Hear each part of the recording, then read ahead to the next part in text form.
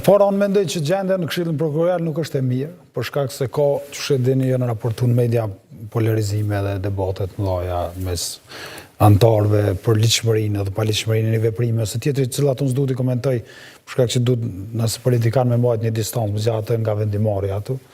Por ajo që është e vërtetë është që tha dhe Besniku prej fillimit qeveria ka synuar me marrë në dorë Këshillin Prokurorial dhe ndryshime. Në emër të asaj që ka qenë e kapur nga partitë më herët, e tash po dojnë me çkap. Po dojnë në emër të çkapjes me bën një farë kapje tjetër që është tentuar përmes ligjit për Këshillin Prokurorial dhe ai ligj hyn fuqi ndryshimi i përbërjes në janar të vitit 2026, me pak muaj nga ajo hyrje në fuqi. Edhe ka pas për qëllim punë krye me marrë në dorë Këshillin Prokurorial, edhe refuzimi për me dekretu kryeprokurorin ka qenë atë funksion me prit ndryshimin e përbërjes, që ajo përbërje me qute presidentja personin që është dash. Na kemi thonë atëherë, mos dekretimi nga ana e presidentes ka qenë shkelje e kushtetutës, po nëse kemi pas 30 nënshkrime me që presidentën gjykata kushtetuese, po të kishim mendoj që do ta kishim dërguar, sepse ka qenë shkelje e kushtetutës sepse nuk mundesh me majti me muajt ton, edhe mos veprimi, se shkelja e kushtetutës ndodhe mos veprim. Megjithatë, si proces ka qenë shumë i kritikuar edhe nga organizatat që e kanë monitoru, si vendore, po ashtu edhe nga mekanizma ndërkombëtar. Ka pas reagim edhe të Bashkimit Evropian, edhe të ambasadës amerikane që integriteti i atij procesi ka qenë i cënuar. Dhe kërkesa ka qenë edhe përveçse prej raportit progresit e dini që kërkohet me pas një proces të ri. Tash sa kohë ka kalu pa u ndërmarrë asnjë veprim nga ana e Këshillit Prokurorial. Po mirë, mendoj që kjo pjesë është dashur të adresohet nga presidentja më njëherë, po kjo temë e shkuar tashmë, është dashur të adresohet më njëherë të matë me muaj të ajo kandidaturë. Por pjesa tjetër është që qeveria me ligjin e ri për Këshillin Prokurorial ka vetëm një qëllim, me vendos kontrollin mbi Këshillin Prokurorial, edhe mundësisht prokurori i ri që zgjidhet të jetë në diktatin e shumicës.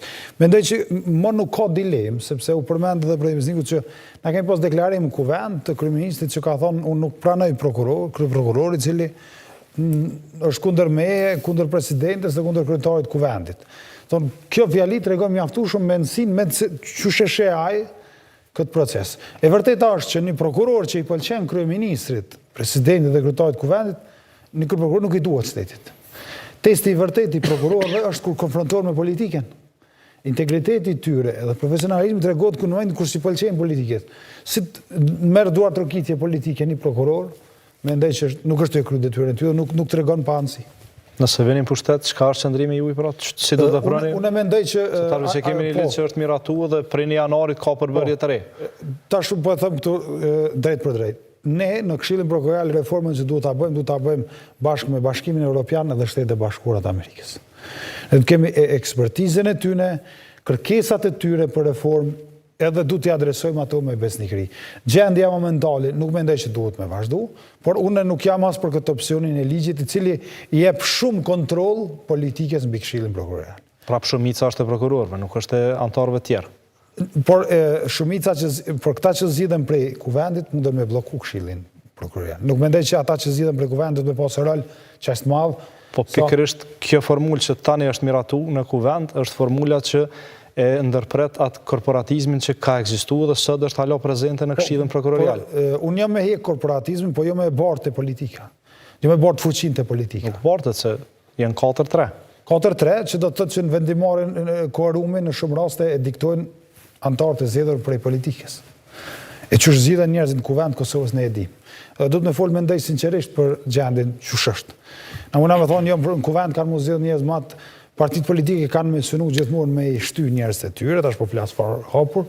Edhe kjo nuk është në shtat diçka, është në mëkat i madh se partitë janë për atë punë.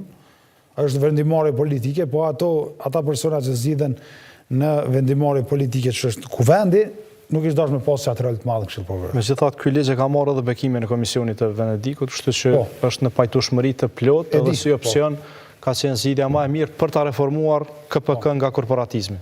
Zoti Selmanaj, çndrimi i LDK-s?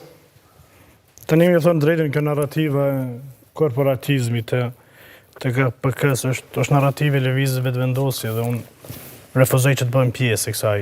Edhe Komisionit të Venedikut. Kështu që ata e kanë shkruar këtë. Nuk e thonë ata ashtu. Ata e thonë korporatizmi thonë është pjesë e KPK-s.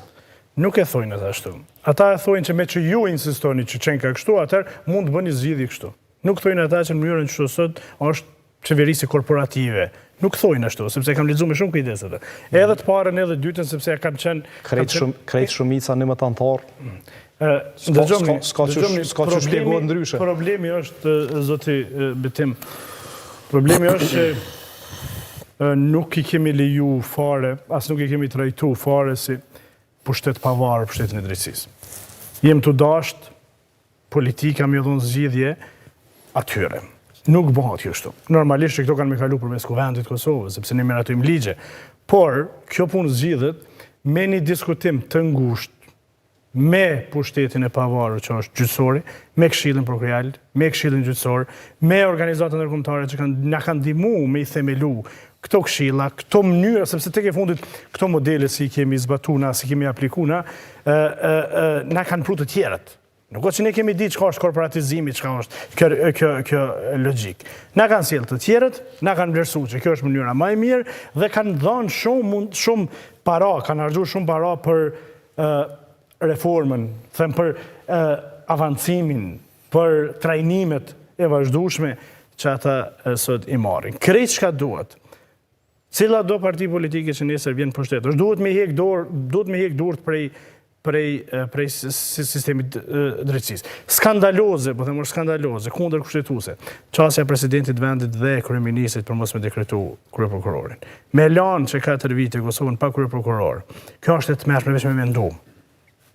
Kandidatë personale, kandidatë politike, ideologjike, kjo veç në Kosovë ndodhet dhe bëdhem shoqënit jo demokratike. Prandaj, tash tu e pa në krejt çka duhet. Ne duhet tulemi vërtet dhe duhet pa me seriozitetin më të madh. Çka mund të bëjmë që sistemin e drejtësisë ta lëmë të pavarur, ta lëmë qetë. Sa më shumë përfshimi ne, aq më keq. Kam përshtypjen sa më shumë përfshihen edhe aktorë tjerë jashtë sistemit vetëm shka e dëmtojnë sistemin. Por duke u nisë çka ka bëu kjo qeveri. Unë them që jo vetëm në zgjedhjen e kryeprokurorit, por në çdo iniciativë të tyre, edhe për gjykatën komerciale, që sot mirët si histori e suksesi. Gabim i madh, gabim trashanik, sistemi dy shkallës me një kryetar gjykate. Sa mojsha, jem të fol prokim dhe ke mamur besnik se gabim jem të fol ne për gjykatë të ndera, jem të fol për gjykatë që mirët me krejt të lashe që mund t'i kenë procedurat e prokurimit në këtë vend, dy shkallëshmëria me një kryetar gjykate. Dhe me një njësi profesionale që ofron asistencë dy shkallëve. Ku është profesionalizmi këto? Ku është pavarësia këto? Kjo veç pavarësi s'ka. Unë e kam thonë, atë gjykatin të ndërtu për me legjitimu korrupsionin, jo për me luftu korrupsionin. Prandaj po them, krejt ideja, çfarë do që kanë ndërmarrë këta, nisën me veting e dështuan, nisën me byron e dështuan, herën e parë kundër kushtetuese, herën e dytë, mrena ditës se kanë kalu 2 lexime që mos me pas vrejtje askush. Dhe përfundoi përsëri në gjykatën kushtetuese. Bi 10 ligje antikushtetuese. Po më thoni ju mu sot, cila është përpjekja e kësaj qeverie për me zbulu ose për me zbardh një rast që një shoqëni e tonë është rëndit me rastin Derhari. Çka bani përpjekja e qeverisë, po them institucioneve drejtësisë, sepse ata i kanë sulmu këto, këta s'din, këta smujnë, kemi me dërgu jashtë, kemi me bëj ekspertizë. Cili ke rezultati? 3 herë u dogj Instituti i Mjekësisë Ligjore, edhe aty edhe disa nga them dëshmit ose them gjurmët që kanë qenë aty. Prandaj kur e shef ti sot se si e sulmojnë sistemin e drejtësisë, se si e kanë demolu besimin e njerëzve ndaj këtij sistemi, atë sa ka qenë. Sepse unë kanë qenë kritikus i vazhdueshëm, kanë pas vrejtje për shumë procese, por megjithatë kemi pas një sistem dhe tash normalisht tash kur e sheh kështu thosh, po këta pas kanë sulmuar sistemin, këta pas kanë demolu sistemin për me leju që atë farë korrupsionin e strukturum, që unë e them për herë të parë në Kosovë ka ndodhur, korrupsion i strukturum, hajni me zot shtëpie, asnjëherë s'ma në menë kësi afera. Qoftë me tregtimin e energjisë me Martin Berishën dhe Nagip Krasniqin, qoftë për 3200 kontrata një burimore që një bërë, qoftë me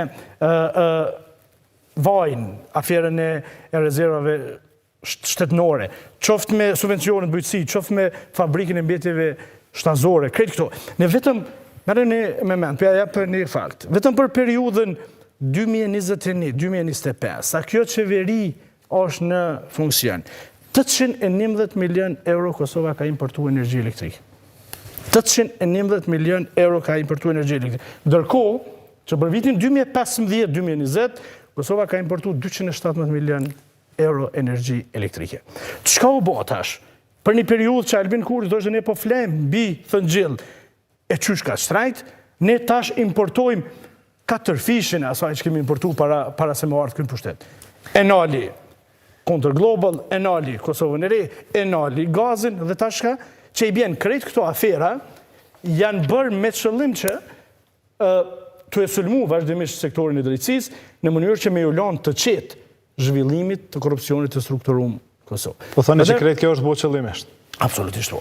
Unë menoj që këtu ka pas një skenar të analizu mirë se si me e kap tërësisht, jo vetëm sistemin e drejtësisë, administratën e shtetit, këshillin, si quhet kjo, KPM e medjave. Da me dhënë. Kemi arë në situatë ku gazetarit shërbimis AKI-ja i vendos për gjusë në kerë. A keni ndëgju në i fjallë për këti kryeministri të thonë, ndërkohë për Blerimi Sufën, thot a i zban, more gazetarit tanë, shërbimi jytë informativ, agjensia inteligencës tonë, po i vendos për gjusë, ku është siguria individuale dhe kolektive.